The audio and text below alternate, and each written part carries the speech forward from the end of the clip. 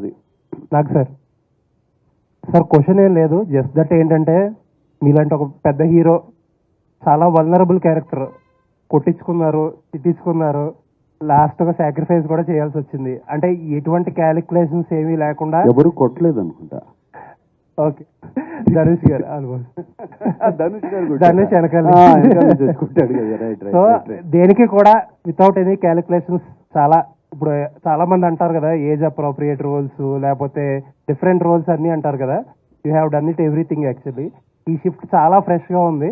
Hopefully ఇంకా చాలా మంచి రోల్స్ వచ్చి మంచి రోల్స్ తో కంటిన్యూ చేస్తారని వీఆర్ విషింగ్ సార్. ఎస్ నాకు ఇది ఒక ఈ షిఫ్ట్ కూడా నాకు ఇన్స్పిరేషన్.